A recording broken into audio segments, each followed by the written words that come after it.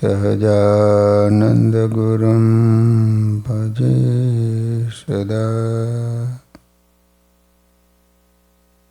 બોલો સ્વામિનારાયણ ભગવાનની, શ્રી હરિ કૃષ્ણ મહારાજની, શ્રી રાધા કૃષ્ણ દેવની, શ્રી નરનારાયણ દેવની, શ્રી લક્ષ્મીનારાયણ દેવની. બધા જ હરિભક્તોને ઘણા ભાવથી જય સ્વામિનારાયણ. વાલા ભક્તજનો, આપણે ભાયાત્માનંદ સ્વામીનું જીવન ચરિત્ર શ્રવણ કરી રહ્યા છીએ. સંવંત 1872ની સાલમાં એકવાર ભગવાન સ્વામિનારાયણે વડતાલમાં સંતોની સભામાં પ્રશ્ન કર્યો કે સંતો, તમારામાંથી જેમને પોતાના દેહને અર્થે કોઈ પાસે કાંઈ જ ન માગ્યું હોય બોલો. ત્યારે એક સંત ઊભા થયા. મહારાજ એમને કહ્યું, સ્વામી, તમે પીપળિયાના વેલા લુહાર પાસે કપડું સીવવા 100 દોરો માગ્યા હતા કે નહીં? અંતર્યામેથી શું અજાણ્યું હોય? તેથી એ સંતને પોતાની સ્મૃતિ સતેત થતાં નમ્રતાથી હાથ જોડીને બેસી ગયા. હવે ઊભા થવાની કોણ હિંમત કરે? પછી સૌ સંતો આતુરતાથી ભગવાન શ્રી સ્વામિનારાયણના પ્રશ્નના પ્રતિભાવની રાહ જોઈ રહ્યા હતા. કોઈ કશું જ બોલતું નહોતું. એવામાં ભાયાત્માનંદ સ્વામી ઊભા થયા. હાથ જોડીને બોલ્યા, મહારાજ, મેં મારા દેહને માટે કોઈ પાસે કાંઈ પણ માગ્યું નથી. ત્યારે મહારાજ અત્યંત પ્રસન્નતાથી કહે, હા, તમે ખરા, તમે ખરા, તમે કોઈ પાસે કશું માગ્યું નથી. પછી એમની ઉપર ભગવાન સ્વામિનારાયણ અતિ પ્રસન્ન થયા. આ વાત નિષ્કુળાનંદ સ્વામીએ ભક્ત ચિંતામણીમાં 71મા પ્રકરણમાં લખે છે કે, પછી નાથ કહે સંત સુરા, આમાં કોણ કઠણ વ્રતે પૂરા, જેવા છે આત્માનંદ એવા હો તે બોલો મુનિ ઇંદ. પછી સંત ઉઠા જોડી હાથ, જેમ કહો તેમ કરીએ નાથ. ભાયાત્માનંદ સ્વામી એવા સાધુ હતા કે પોતાને માટે કોઈ દિવસ કોઈની પાસે માગ્યું નહીં. સંસારના પદાર્થ માત્રની અરુચિ, સુવિધા માત્રનો ત્યાગ, દેહના લાલન પાલનમાં અત્યંત અભાવ એ સ્વામીના આત્મા સાથે જોડાયેલા સદ્ગુણો હતા. ભાયાત્માનંદ સ્વામીની ધર્મ પાલનની દ્રઢતા જોઈને લોહિયામાં શાકોત્સવ પ્રસંગે ભગવાને એમનું પૂજન કર્યું. આત્માનંદ સ્વામી ના પાડવા છતાં પુષ્પના હાર પહેરાય, ગજરા તોરા ધારણ કરે અને પોતાને હાથે જ ભગવાને એમને બાજુબંધ પણ બાંધી દીધા. એક વાત કહું માનો તેહ, આપણે આત્મા નહીં દેહ, માનો ચૈતન્ય રૂપ તમારું, દુઃખ રૂપ દેહ તેહ ન્યારું. શ્રી હરિ કહે, મારે તમને અનજડ છોડાવવા નથી, એક આસને મૌન બેસાડવા નથી, તમને ઉઘાડા ફેરવવા નથી. અહીં શ્રી હરિએ સ્થૂળ દેહ તાળવાના તાન કરતાં પણ સૂક્ષ્મ દેહમાં રહેલી સમજણમાં ફેરફાર કરવાનું વિશેષ સ્થાન જણાય છે. તેથી તો કહે છે કે મારી એક વાત માનો, આપણે આ પિંડ કે બ્રહ્માંડમાં દેખાય કશું જ નથી. તમે સૌ પોતાને બ્રહ્મરૂપ એક રસ ચૈતન્ય સમજો. સ્થૂળ દેહ પાળવું સહેલું છે, પણ હું આત્મા છું, બ્રહ્મરૂપ છું એમ સૂક્ષ્મ દેહમાં હા પડી જવી તે કઠણ છે. હજારોમાં કોક વિરલા સત્સંગી 3 દેહના બંધન તોડી બ્રહ્મરૂપ થઈ શ્રીહરિમાં દિલ જોડતા હશે. ઘણો ધર્માદો આપે, વહેલા ઉઠે, ધર્મ નિયમ પાળે, સંડાસ જઈ 17 વાર હાથ ધોવે, માળા, દંડવત, પ્રદક્ષિણા વગેરે નિયમ રાખી કરે, જપ તપ વ્રત આદિ ઘણું કરે, છતાં દેહ ભાવ જાતો નથી. અને મહારાજને આપણો દેહ ભાવ ટાળી અને બ્રહ્મરૂપ કરવા છે. તેથી તો કહે છે કે એક વાત કહું માનો તે, આપણે આત્મા નહીં દેહ. માનો ચૈતન્ય રૂપ તમારું, દુઃખ રૂપ દેહ તે અન્યારું. ધારણા પારણા સહેલા છે. શિશુ, દંડ, કીડી, જવ કે ઋષિ જેવા ચાંદ્રાયણો કરવા તથા માઘ સ્નાન કરવું સહેલું છે, પણ પોતાને બ્રહ્મરૂપ સમજવું તે અઘરું છે. જે દેહ ભાવ ઉડાડે અને મન મૂર્તિમાં લગાડે એ જ બ્રહ્મરૂપ બની શકે છે. જગતમાં સારું વર્તનારા ઘણા મળે, પરંતુ સાચું સમજનારા ઓછા મળે છે. કેમ? જે વર્તવું સહેલું છે, સમજવું એથી પણ કઠણ છે. સમજણ બદલે તો જ સ્થિતિ બદલે છે. જો બદલે ખ્યાલ તો જ થાય જાય નિયાલ. જો બદલે ખ્યાલ તો થઈ જાય નિયાલ.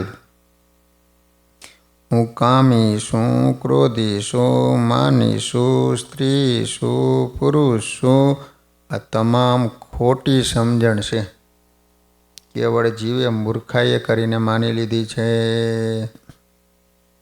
શ્રી હરિએ વચનામૃત ગરડા મધ્યના 12માં કહ્યું છે, એકને વિશે સર્વે સાધન આવી જાય એવું એક બળવાન કલ્યાણનું સાધન છે, તે કહીએ છીએ જે મધ્ય પ્રકરણનું 12.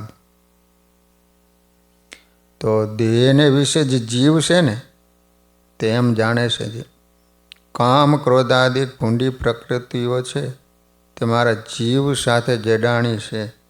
એવી રીતે કામાદિક જે પ્રકૃતિ જેને વિશે મુખ્ય હોય તે પ્રકૃતિને યોગ્ય કરીને પોતાના જીવને કામી, ક્રોધી, લોભી ઇત્યાદિ કુલક્ષણયુક્ત માને છે, પણ જીવને વિશે તો એ કંઈ કુલક્ષણ છે જ નહીં. એ તો જીવે મૂર્ખાએ કરીને પોતાને વિશે માની લીધા છે.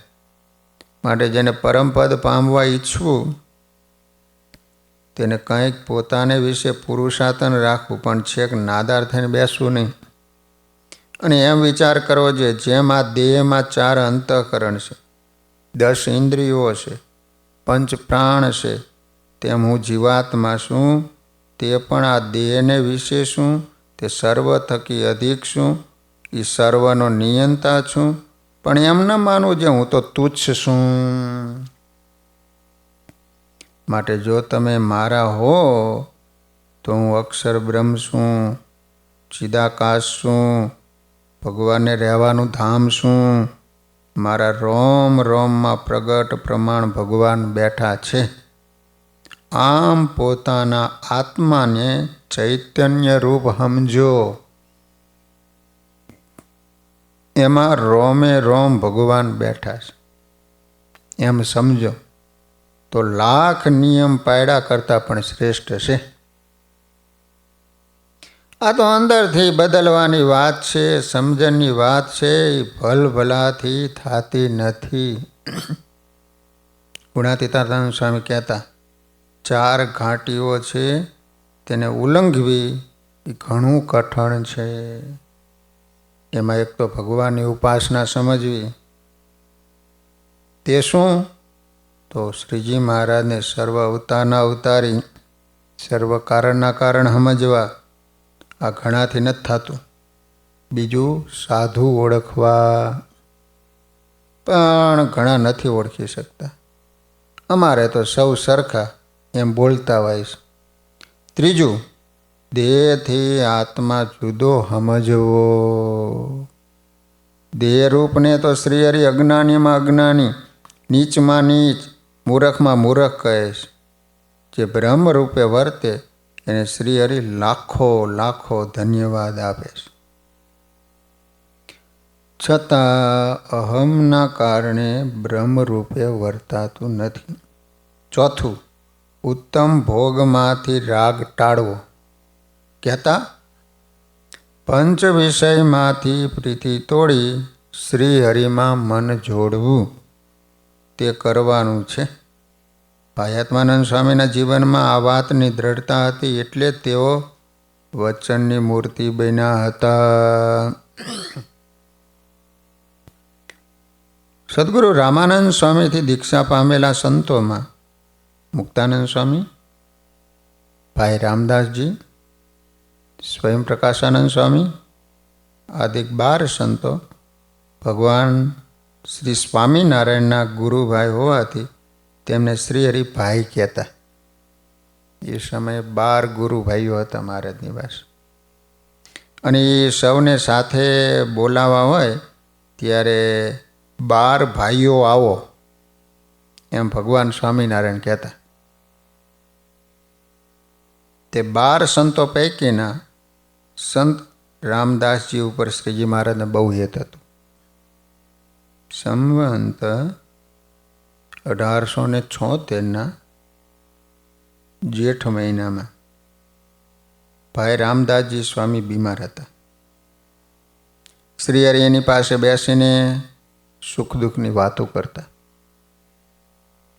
તે સમયમાં શ્રીહરિએ ભાઈ સ્વામીને કહ્યું કે સ્વામી, તમારે કોની સાથે અતિ સ્નેહ છે?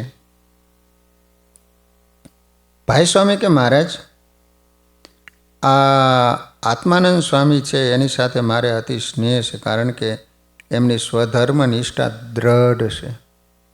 ભાઈ રામદાસજી સૌથી મોટા સાધુ હતા. તો મહારાજે એમને પૂછ્યું, મહારાજના ગુરુભાઈ હતા, તો એને કીધું કે મારે આત્માનંદ સ્વામી સાથે હેત વધારે છે, કારણ કે એ ધર્મનિષ્ઠાવાળા વધારે છે. પછી તેઓ જ્યારે દેહ મૂકી ગયા ત્યારે ભગવાન શ્રીહરિ બહુ ઉદાસ થઈ ગયા. મુક્ત મુનિએ પૂછ્યું કે મહારાજ, આપ ઉદાસ કેમ છો? ત્યારે કહ્યું કે અમારા ભાઈ ગયા, હવે અમે કોને ભાઈ કહીશું? વળી કહે, ભાઈ સ્વામીને આત્માનંદ સ્વામી સાથે સ્નેહ હતો, માટે આત્માનંદ સ્વામીને જ ભાઈ સ્વામીને સ્થાને રાખી. સંતો કહે, આપે જે નિર્ણય કર્યો યથાર્થ છે. આ રીતે સર્વ સંતોની સંમતિ લઈને ભાઈ સ્વામીને સ્થાને આત્માનંદ સ્વામીને ભગવાન સ્વામિનારાયણે નિયુક્ત કર્યા. આ વાત સ્વામીએ જ એમના ગ્રંથમાં 204મી વાતમાં વિસ્તારથી લખેલી છે. એટલા માટે નામ હતું આત્માનંદ સ્વામી, પણ મહારાજે પછી એને ભાઈ બનાવ્યા, એટલે આગળ ભાઈ લાગ્યો, એટલે ભાયાત્માનંદ સ્વામી થઈ ગયું. એકવાર ભાયાત્માનંદ સ્વામી ફરતા ફરતા ધોરાજી આવ્યા. એ વખતે ચોમાસું હતું, તેથી વરસાદ પણ થોડો થોડો વરસતો હતો. રાત્રિ પડી પછી એક પડી ગયેલ ઘરનું ખંડેર હતું, તેમાં એક ખૂણે બેસીને આખા દિવસના ભીખ્યા સ્વામી સ્વામિનારાયણ સ્વામિનારાયણ એમ ભજન કરવા લાગ્યા. રાતના 8 વાગ્યા સુધી અનજળ મળ્યું નહીં, પરંતુ સ્વામીને મહારાજનો બહુ વિશ્વાસ હતો. તેથી ભગવાન સ્વામિનારાયણે બ્રાહ્મણના વેશે રાત્રિ એક હાથમાં ખીચડી ભરેલી થાળી અને કઢીનો વાટકો લીધો અને બીજા હાથમાં છત્રી ઓઢીને આવ્યા. ભાઈ ભાયાત્માનંદ સ્વામી પાસે આવીને સ્વામિનારાયણ ભગવાન બોલ્યા, કોઈ ભૂખ્યું છે? સ્વામી બોલ્યા કે હા, હું ભૂખ્યો છું. પણ તમે કોણ છો? ત્યારે ભગવાન કે બ્રાહ્મણ છું, ને ભૂખ્યાને જમાડીને મારે જમવાનો નિયમ છે, માટે તમે ભૂખ્યા હોય તો લ્યો ખીચડીને કઢી જમો, એમ કહીને ભાયાત્માનંદ સ્વામી જમવા બેસાડ્યા. શ્રીજી મહારાજ સ્વામીની માથે છત્રી ઝાલીને ઊભા રહ્યા. ભગવાન શ્રી હરિની દાસો તો ભક્તિને ધન્યવાદ. પોતે વચનામૃતમાં કહ્યું છે કે એવા જે ભક્ત હોય એ ભક્તનો પણ હું ભક્ત છું, અને એ ભક્તની ભક્તિ પણ હું કરું છું. ભગવાન પણ ભક્તના ભક્ત બનીને રહે છે અને એમની સર્વ પ્રકારે સેવા કરે છે. તે આપણને ઘણું શીખવી જાય છે, માટે દ્રઢ આશરો રાખો. પછી ભાયાત્માનંદ સ્વામી જ્યારે જમી રહ્યા ને એટલે પાણી પીને ભગવાન સ્વામિનારાયણ અદૃશ્ય થઈ ગયા. વિશ્વાસીને વાલો ટુકડા. વિશ્વાસીના ગમે એવા દુઃખ હોય તો પણ ભગવાન પોતે ટાળી દેશે. માટે ભગવાનનો દ્રઢ વિશ્વાસ રાખો. થોડા દિવસ થયા પછી ભાયાત્માનંદ સ્વામી ગઢપુર આવ્યા. મહારાજને દંડવત કરી પગે લાગ્યા. ત્યારે ભગવાને પૂછ્યું, સ્વામી કાંઈ દુઃખ પડ્યું હતું? સ્વામી કે ના મહારાજ, તમારા પ્રતાપથી કાંઈ દુઃખ નથી પડ્યું. પછી મહારાજ કે સ્વામી, ધોરાજીમાં ઓલા ખંડેરમાં રાત્રે ભૂખ્યા બેઠા હતા, ત્યારે હું ખીચડીને કઢી લઈને આવ્યો અને તમને જમાડ્યા હતા, એ ભૂલી ગયા? ત્યારે સ્વામી કે મહારાજ, એ બ્રાહ્મણના રૂપે તમે હતા? ભગવાન કે હા, અમે જ આવ્યા હતા. કેમ? જે તમે અમારા વિશ્વાસે હતા, અને જે મારે વિશ્વાસે રહે એનું મારે સર્વ રીતે રક્ષણ પોષણ કરવું એ મારી ટેક છે. એમ કહીને પછી રાજી થઈ ભગવાન સ્વામિનારાયણે ભાયાત્માનંદ સ્વામીને પછેડી ઓઢાડી. સ્વયં શ્રીહરિ આવ્યા છતાં સ્વામીને ખબર ન પડી. મહારાજે કહ્યું ત્યારે સમજાણું, આમ શ્રીહરિ આપણે અનેક જગ્યાએ અનેક રૂપે આવીને રક્ષા કરે છે. આપણને એમ થાય કે આલિયો માલિયો આપણી રક્ષા કરી ગયા, પણ મહારાજ ઘણીવાર આ રૂપે આવતા હોય છે. પરંતુ આપણે ભગવાનનો સ્વીકાર કરતા નથી, એ આપણી નબળાઈ છે. तुलसी इस संसार में सबसे मिलिए धाय, न जाने किस रूप में નારાયણ મિલ જાય. એટલે બધા એની સાથે હળીમળીને રહેવું. ખબર નહીં કે કયા રૂપે ભગવાન આપણને મળવા આવતા હોય. સ્વામીએ કહ્યું કે મહારાજ, તમે આવ્યા હતા ત્યારે મહારાજે હેતુ બતાવતા કહ્યું, તમે અમારા વિશ્વાસે હતા અને મને વિશ્વાસઘાત કરતા આવડતું જ નથી. લો, વિશ્વાસીને વાલો વશ વર્તે છે. વિશ્વાસ મોક્ષ માર્ગનું ઓક્સિજન છે. માટે વહેમમાં નહીં, વિશ્વાસમાં જીવવું. જો થાય વિશ્વાસ અને પ્રીતિ તો જગ જાય જીતી. જો થાય વિશ્વાસ અને પ્રીતિ તો જગ જાય જીતી. એકવાર સ્વામિનારાયણ ભગવાન મેવું ગામમાં ભોખણ ભાવસાને ઘેર બેઠા હતા. ત્યાં સભા ભરાઈને બેઠી હતી. પછી રાત જાજી ગઈ એથી ગામના માણસ સૌ ઘરે ગયા. પછી ભગવાને કહ્યું કે આત્માનંદ સ્વામી ક્યાં છે? ત્યારે કહ્યું કે મહારાજ પુરડીમાં ઉતર્યા છે. ત્યારે શ્રીહરિ કહે છે તેડાવો, એટલે બોલાવા ગયા. ભાઈ આત્માનંદ સ્વામી આવ્યા ત્યારે મહારાજે કહ્યું કે ત્યાં માંડવીમાં વાદી ભરાયા હતા. તેને કહ્યું એકમેવ અદ્વિતીય બ્રહ્મ, તેને તમે કેમ સમજો? ત્યારે સ્વામીએ કહ્યું અમને તો તમે જે પ્રગટ પ્રભુ મળ્યા છો એ જ અદ્વિતીય બ્રહ્મ છો. વાદી ભરાયા એટલે અલગ અલગ મતાંતરના પંડિતો આવ્યા હતા. પછી ભગવાન સ્વામિનારાયણે હસીને કહ્યું તમે બીજી રીતે સમજ્યા ને જે તે વાદીઓની સમજણ બીજી છે. ત્યારે સ્વામીએ કહ્યું છે એની સમજણનું અમારે શું કામ છે? અમારે તો તમે મળ્યા છો એ અદ્વિતીય બ્રહ્મ છે, તમારા જેવા બીજા કોઈ નથી એમ. અને એ વિના જે બીજાને માનવા તે કિંચિત નાસ્તિકતા છે. અર્થાત પ્રગટ મળ્યા પછી બીજાને માનીને શું કામ છે? નિષ્ઠા એક તેજ છે, નિષ્ઠા એક બળ છે, નિષ્ઠા અંતરનું અનેરું ઓજસ છે. આવા દ્રઢ નિષ્ઠાવાળાથી શ્રીહરિ ક્યારેય દૂર રહેતા નથી. નિષ્ઠાથી જ કલ્યાણ થાય છે. માટે સુજ્ઞજનોએ સ્વામીના જેવી અડગ નિષ્ઠા શીખવી. નિષ્કુળાનંદ સ્વામીએ ભક્ત ચિંતામણી પ્રકરણ 135માં ભાયાત્માનંદ સ્વામીની શ્રીહરિએ ઝેરથી રક્ષા કરી એ વાત વર્ણવતા કહે છે કે બડી વાત એક સુણો સહુ, સંત સહાય કરે હરિ બહુ. એક ગામ નામે જલસેણ, ત્યાં સંત ગયા સુખ દેણ. કરે હરિ કથા કરી પ્રીત, અતિ તને ત્યાગી ઇન્દ્રિય જીત. દિય મોક્ષ માર્ગ દેખાડી, સત્ય અસત્ય વિગતિ પાડી. એવા દેખી સાધુ શિરોમણી, થઈ દુષ્ટ દલે દાજ ઘણી. આ તો ખરા વેરી છે આપણા, જાય જીવથી તો ન રહે મણા. જલસેન નામનું ગામ છે, ત્યાં સ્વામી ગયેલા કથા વાર્તા કરતા હતા. આ સાચું, આ ખોટું, આ સાધુ, આ અસાધુ એવું બધી વાત કરીને દેખાડતા હતા. એમાં દુષ્ટ લોકો હતા, એને દાજ થઈ કે આને જાનથી મારી નાખીએ ને તો આપણું સારું થાય. પછી પાપી નરે પરિયાણ્યું, મુનિ મારવાને વિષ આપ્યું. ઝેર આપ્યું, ઝેર મૂકી રાખ્યું તે અન્નમાં મેલી, નાખ્યું જોડીમાં હી ઝેર ભેળી. ખબર એક જોડી માગવા આવે છે, સંતો તો અજાણતા જમી ગયા. તરત હડાડ ઝેર જઠરમાં વ્યાપી ગયો, કંઠ રૂંધાયો, ઉગરવાની આશા ન રહી. પછી સંતોએ આર્તનાદે અંતર્યામીને પોકાર્યા. તરત જ સેવકની સાર લેવા ભગવાન શ્રીહરિ ગરુડ પર સવાર ત્યાં તત્કાળ સંતોની પાસે આવ્યા.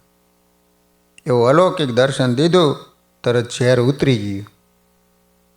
સર્વે સંતોને દુઃખ મટી ગયું, સૌને રોમે રોમમાં સુખ વ્યાપી ગયું. હરિદર્શનથી અતિ પ્રસન્ન થયેલા ભાયાત્માનંદ સ્વામી વગેરે સંતો સ્તુતિ કરતા કહે દયાનિધિ, સમગ્ર તાપની શાંતિ કરનાર, આપના દર્શનથી અમે અત્યારે અત્યંત સુખ પામ્યા છે. આપે અમારી મૃત્યુથી રક્ષા કરી. જો આપ ન આવ્યા હોત ને તો અમારું મોત થાત.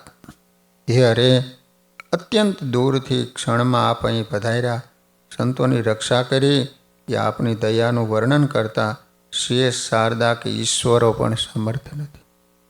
એમ સંતો સ્તુતિ કરતા કરતા ત્યાં ભગવાન શ્રીહરિ અંતર્ધાન થઈ ગયા.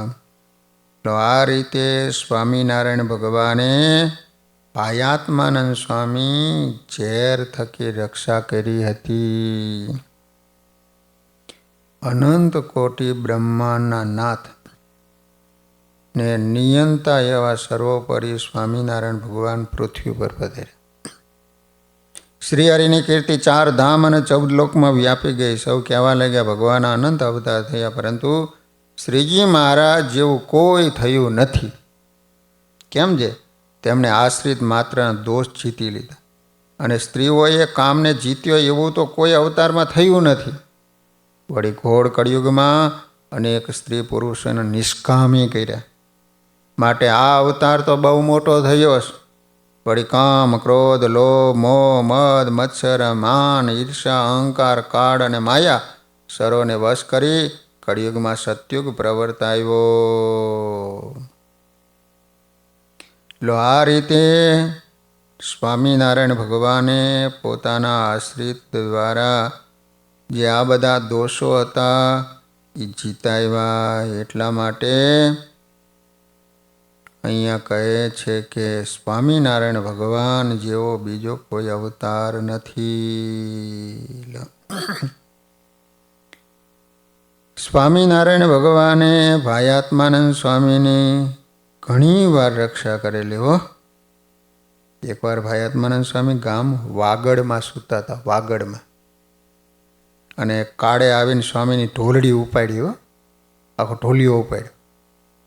તે બરવાડા ગામે નેહમાં મૂકી દીધી. સ્વામીને ખબર પણ પડવા ન દીધી. ભાઈ ભાયાત્માનંદ સ્વામી સવાર જાગ્યા, ત્યાં જોયું ત્યાં તો પોતાનો ખાટલો ભરવાના નેહમાં જોયો. ત્યારે પૂછ્યું, આ ક્યું ગામ? લોકો કહે આ તો બરવાડા છે, અને તમે ઢોલિયો ક્યાંથી? સ્વામી કે મને ખબર નથી, પરંતુ મારે વાગડ જાવ. ભાઈ હરિભક્તોને બોલાવી ગાડી કરીને સ્વામી વાગડ પધાર્યા. એ ઉપર ગુણાતીતાનંદ સ્વામી વાત કરતા જે વિષય છાતી ઉપર ચડી બેઠા તે શું? જે સ્ત્રી, ધન ને સ્વાદ એની જ વાસના છે, અને ધનની વાસના એ કરીને સર્પ થવું પડશે. કાળ કર્મ અને માયા તો છાતી કૂટે છે, પણ સત્સંગની લાજ તો મહારાજના હાથમાં છે. તે ભાઈ સ્વામીને તો કાળે ઢોલડી ઉપાડી હતી, તો પણ ભગવાન સ્વામિનારાયણ એની રક્ષા કરી અને કાળનું કંઈ ચાલ્યું નહીં. ગોપાળાનંદ સ્વામી કહેતા હતા, ગુણાતીતાનંદ સ્વામી, મુક્તાનંદ સ્વામી, બ્રહ્માનંદ સ્વામી, આત્માનંદ સ્વામી અને કૃપાનંદ સ્વામી એ જે 5 સાધુ એમનો રાત્રિ પ્રલય સુધી સમાગમ કરીએ ત્યારે સંપૂર્ણ સાધુ થવાય. ગોપાળાનંદ સ્વામી મોટા સંત હોવા છતાં આ 5 સંતને એને વખાણ્યા છે. સંત એને કહેવાય કે બીજાના વખાણ કરે. માણસ જ્યારે પોતાના વખાણ અને બીજાની ટીકા નિંદા કરે ને ત્યારે ખૂબ વામણો લાગે, અને બીજાના વખાણ કરે અને પોતાના દોષ કહે ત્યારે ખૂબ સારો લાગે. ગોપાળાનંદ સ્વામીએ સ્વામીના વખાણ કર્યા. અન્ય સંતો ભક્તોના વખાણ કરવામાં, ગુણ ગાવામાં આપણું સારું છે. ગોપાળાનંદ સ્વામી કેટલા મહાન સંત હતા, છતાં બીજાને મોટા કરતા. જે બીજાને મોટા કરે ને એ જ ખરેખર મોટા છે.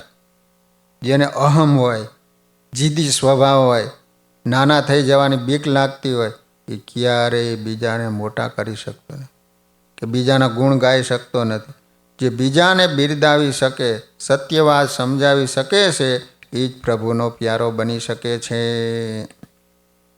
એક સમયે મુક્તાનંદ સ્વામી અને આત્માનંદ સ્વામી મંડળ સાથે મારવાડ પ્રદેશમાં વિચરણ કરતા હતા. મારવાડ 3 દિવસ વીતી ગયા, પણ કોઈ ભિક્ષા આપી નહીં. ચોથા દિવસે એક ગામમાં આ સંતો એક વિપ્રને ત્યાં જમવા ગયા. ત્યારે ઘી, દૂધ વગેરે ન જમવાની ભગવાન સ્વામિનારાયણની આજ્ઞા હતી. તેથી સ્વામીએ વિપ્રને ભગવાન સ્વામિનારાયણની આજ્ઞા મુજબ ખીચડી બનાવવાનું કહ્યું. વિપ્રએ ભાવથી ખીચડી બનાવી. એમાં ઘી નાખ્યું નહોતું, પણ ખીચડીમાં ઘી નાખીને પ્રભુને થાળ ધરાવ્યો હતો. તે થાળની ખીચડી બધી ખીચડીમાં ભેળવીને સંતોને પીરસી. 3 ઉપવાસ. બસ સંતોને ખીચડીના પારણા હતા. જમવાની શરૂઆત કરે તે પહેલાં ભાયાત્માનંદ સ્વામીને ઘીની સુગંધ આવી. તેથી ઊભા થઈ ગયા અને બોલ્યા, અનીડો! ખીચડીમાં ઘી નાખ્યું હોય એમ જણાય, માટે મારે તો આ ખીચડી નહીં ખપે. સંતોને અંતરમાં ત્રાસકો પડ્યો. હવે શું થશે? પછી મુક્તાનંદ સ્વામીને ઘણું સમજાવ્યા, પણ ન સમજાવ. તેથી બીજા સંતો પણ જમતા અટક્યા. એટલે મુક્તમુનિએ વિચાર્યું કે ખીચડી બગડશે, બ્રાહ્મણને અભાવ આવશે અને ઉપવાસી સંતો ભૂખ્યા રહેશે. તેથી એમણે કહ્યું, સંતો તમે સૌ જમો, હું પણ તમારી સાથે જમું છું. નિયમ ભંગ થવાનો બાદ આવશે તો સૌ વતી હું મહારાજની પાસે માફી માગી લઈશ. પછી સૌ સંતો જમ્યા. તેથી વિપ્રને સંતોષ થયો. વચન મૂર્તિ આત્માનંદ સ્વામી 3 ઉપવાસ હતા છતાં ન જમ્યા. આ એમની વચન પાલનની દ્રઢતાનો પ્રસંગ હતો. સ્વામી મંડળ લઈને ગઢપુરા આવ્યા, ઉપરની વાત કરી, મહારાજની માફી માગી. તેથી મુક્ત મુનિ ઉપર ભગવાન શ્રી હરિ બહુ પ્રસન્ન થયા અને કહ્યું કે મારા સાધુની અને સત્સંગની સંભાળ રાખે છે, માટે મુક્તાનંદ સ્વામી તો આ સત્સંગની માં છે, અને ભાઈ સ્વામીને એક અમારી આજ્ઞાનું તાન છે, માટે એને પણ ધન્ય છે. આમ શ્રી હરિએ બંને સંતોની પ્રશંસા કરી. તો આ રીતે આત્માનંદ સ્વામી એટલે વચનની મૂર્તિ કહેવાતા. હરિલીલા કલ્પતરુમાં ભાયાત્માનંદ સ્વામી કેવા છે? તો સમુદ્ર મર્યાદાને જેમ મૂકતો નથી, તેમ ભાયાત્માનંદ સ્વામીની શ્રીહરિની આજ્ઞા સદા પાડતા પ્રશાંત હંમેશા ધીર વશ કર્યા છે વાણી, શરીર અને મન. જેમણે એવા ભાયાત્માનંદ સ્વામી આ રીતે ઘણા બધા ગ્રંથોની અંદર ભાયાત્માનંદ સ્વામીના અનેક ગુણોની પ્રશંસા કરવામાં આવેલી છે.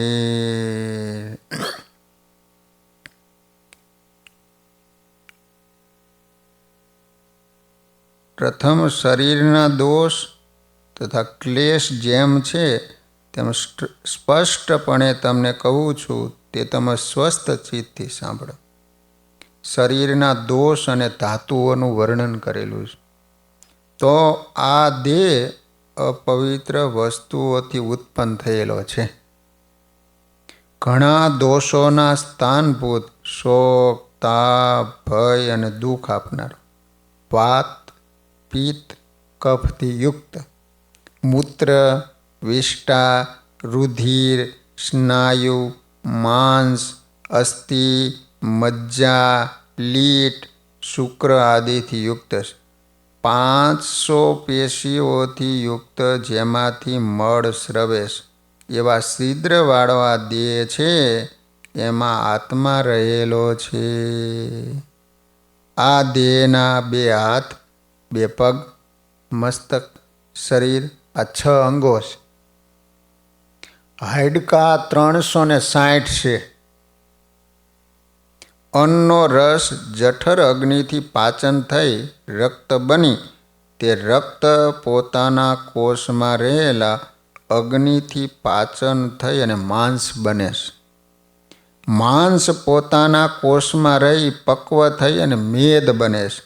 મેદ પોતાના કોષમાં રહીને પક્વ થઈને અસ્થિ બને, હાડકું બને. અસ્થિ પોતાના કોષના અગ્નિમાં પક્વ થઈ અને મજ્જા બને. અને મજ્જા પોતાના કોષમાં રહેલા અગ્નિથી પરિપક્વ થઈ અને શુક્ર બને છે. 6 ધાતુઓ બાહ્ય અને આંતર રૂપથી આચ્છાદિત ત્વચા ધારણ કરે છે. દાંતોના મૂળની બેઠક સાથે 64 હાડકાં થાય છે. હાથના 20, હાથમાં 20 હાડકાં. નખ, હાથ, પગના સ્થાનમાં મણિબંધની ઉપર અને આંગળીઓના મૂળમાં 20 હાડકાં છે. તેના 4 સ્થાન, 2 હાથ, 2 પગ. પગના પાછલા ભાગમાં પાનીઓના 2 હાડકાં. 20 આંગળીઓમાં 1 આંગળીમાં 3, એમ 60 હાડકાં થાય છે. 1 ઘૂંટીઓમાં અને 2 હાડકાં છે, તે 4 છે. બંને હાથના 2 મળીને 4, તેવા બંને જંઘાના 4 હાડકાં છે. જાનું, કપોળ, સાથળ, આંખો, ખભો, તાળું અને નિતંબ એ 7 સ્થાનમાં 2 અસ્થિ મળીને 14 થાય. પાછલા ભાગમાં 45 અસ્થિ થાય છે. ગુહ્ય સ્થાનમાં 1 તથા ડોકમાં 15 અસ્થિ છે. છાતી અને ખભાના સાંધાઓનું 1 તથા દાઢીમાં 1 એમ 64 અસ્થિ થાય. પ્રકૃતિ અને કાનના મધ્ય ભાગમાં 2 અસ્થિ, મસ્તકની ખોપરીમાં 4 અસ્થિ, ઉરહસ્થળમાં 17 અસ્થિ. આવી રીતે બધા મળી અને દેહની અંદર શરીરમાં 360 હાડકાં છે. આ શરીર હાડકાનો માળો છે. 96. આ શરીરમાં વાત, પિત્ત અને કફનું વહન કરનારી 700 નાડીઓ છે. સ્નાયુ વહન કરનાર 900 નાડીઓ છે. પ્રાણ આદિને વહન કરનારી 200 નાડીઓ છે. સામાસામી અંગના હાંધા કરનારી 500 છે. એ નાડીઓની શાખાઓ ઘણી. એકબીજાની શાખાઓમાંથી થયેલી સમગ્ર નાડીઓ 29,956,000 નાડીઓ છે. 29,956,000 નાડીઓ છે આપણા શરીરમાં. બોલો, મનુષ્યને દાઢી અને મૂછના વાળ 3 લાખ છે. મૃત્યુ પમાડે તેવા મર્મસ્થળ 107 છે. 107. અસ્થિના હાંધાના 200 પ્રદેશ છે અને નાડીઓના હાંધા અપરિમિત છે.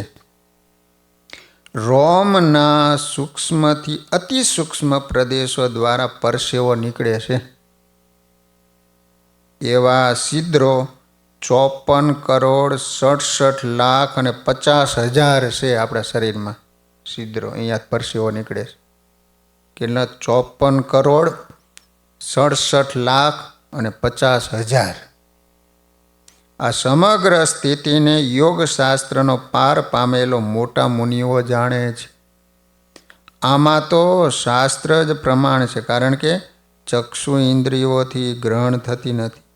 આ દેહમાં રસના પરિણામને પામ્યા એવા આહાર 9 અંજલિ કહેતા અર્ધો શેર કહેલો છે. જળની 10 અંજલિ છે. અન્નના કૂચાની મળ 7 અંજલિ છે.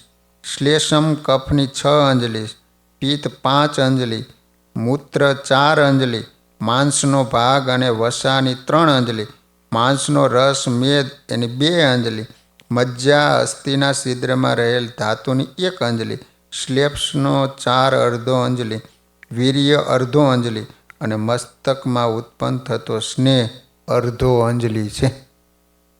આ શરીરમાં પ્રાણના સ્થાન કેટલા છે ખબર છે? ભગવાન સ્વામિનારાયણ કહે છે, હૃદય કમળમાં રહેલું ઓજ, રુધિર તથા પ્રકૃતિ અને કાનના મધ્યમાં રહેલા 2 અસ્થિ, મસ્તક, 2 ખભા, કંઠ, હૃદય, વસા જે માંસનો સ્નેહ, વપા અવહનન જે લિંગની નીચે નાડી, નાભી જમણી કુખમાં રહેલો માંસનો પીંડો, નાનું આંતરડું, હૃદયની સમીપે રહેલા 2 માંસના પિંડા, બસ્તી જે મૂત્રને રહેવાનું અને વિષ્ટા રહેવાનું સ્થાન, કાચા અન્નને રહેવાનું સ્થાન, ગુદા, સ્થૂલ આંતરડા, ઉદર, કોઠો, આ બધા પ્રાણને રહેવાના સ્થાન જાણવા. દેહ રૂપ ઘર કેવું છે? તો અસ્થિરૂપી વાંસડાઓ, આ શરીરને ઊભું રાખવા માટે હાડકા કર્યા, થાંભલા, પાટડીઓ વગેરેથી યુક્ત દેહ છે. સ્નાયુ અને ચરમે કરીને 4 તરફ જડેલું છે. સ્નાયુ કરીને બાંધ્યું ઉપર, ચામડે કરીને મઢેલું છે. શરીરના રૂવાડા અને મસ્તકના કેશ વગેરેથી વીંટાયેલું, દુર્ગંધમય પદાર્થોથી યુક્ત. શરીરમાં એકેય વસ્તુ સારી નહીં. જો આંખમાંથી નીકળે ચીપડા નીકળે, નાકમાંથી લીટ નીકળે, કાનમાંથી મેલ નીકળે, શરીરના એકેય અંગમાંથી સારી વસ્તુ નીકળે? એટલે દુર્ગંધમય પદાર્થોથી યુક્ત છે. કામ ક્રોધાદિક સર્પોવાળું, અહંકારરૂપી બિલાડાવાળું, મોહરૂપી ગાઢ અંધકારથી આવરણવાળું, નિત્ય પવિત્ર જીવાત્માનું અનિત્ય અને અપવિત્ર કર્મે કરીને નિર્માણ કરેલું આ દેહરૂપી ઘર છે.